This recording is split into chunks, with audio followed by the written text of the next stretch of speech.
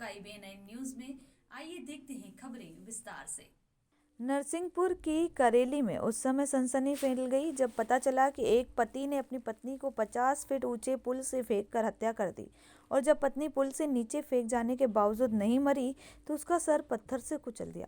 जी हां, करेली थाना प्रभारी अखिलेश मिश्रा ने जानकारी देते हुए बताया कि करेली निवासी शैलेंद्र शर्मा का अपनी पत्नी से विवाद चल रहा था और विवाद के चलते शैलेंद्र शर्मा की पत्नी दीपा शर्मा ने दहेज का मामला भी शैलेंद्र पर दर्ज करा दिया था और शैलेंद्र को जेल हो गई थी। लेकिन शातिराना तरीके से शैलेंद्र ने अपनी पत्नी दीप से समझौता किया और पत्नी को मायके से अपने घर ले आया और फिर उसे योजनाबद्ध तरीके से होटल खाना खाने की कहकर ले गया और वापस अपने घर आते समय नेशनल हाईवे 44 पर बना रेलवे पुल की पट्टी पर बिठाया और पुल से नीचे फेंक दिया।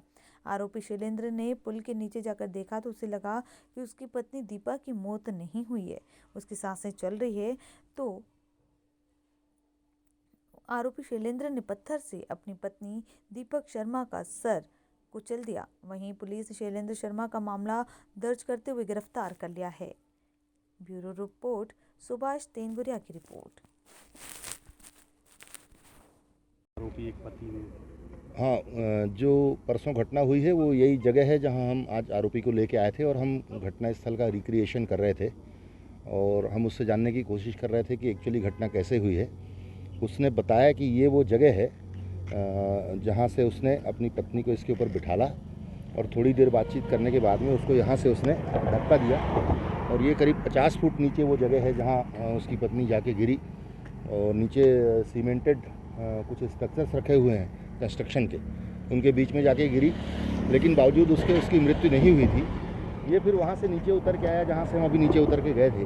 वहाँ से नीचे उतर के जाके उसने एक पत्थर से उसके सिर में 2 बार चोट मारी। वो पत्थर भी उसने एक जगह वहीं बाजू में एक झाड़ी के पीछे छुपा के रख दिया था, वो भी बरामद हो गया है। उसमें बुरी तरह से ब्लड लगा हुआ है, ऐसा प्रतीत हो रहा है देखने से।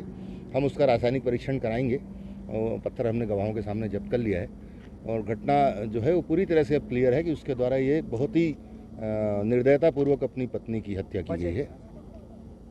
वजह उनके बीच में दहेज प्रथा का कोई प्रकरण कोर्ट में लंबित था और अभी 2 तारीख को ही उसमें कुछ समझौता करा के वहाँ कोर्ट से उसको टेम्परेरी रूप से लेके आ गए थे वो घर। लेकिन उसके दिल में ये बात भरी थी कि उसकी पत्नी ने उसके खिलाफ केस कायम कराया है, तो वो उसी गुस्से में था, उसी गुस्से के कारण उसने ये कदम उठाया और बड़े योजनाबद्ध ढंग से उसने अपनी पत्नी का मर्डर किया। अभी के लिए इतना ही। लगातार खबरों के लिए बने रहिए IBN न्यूज के साथ। नमस्कार।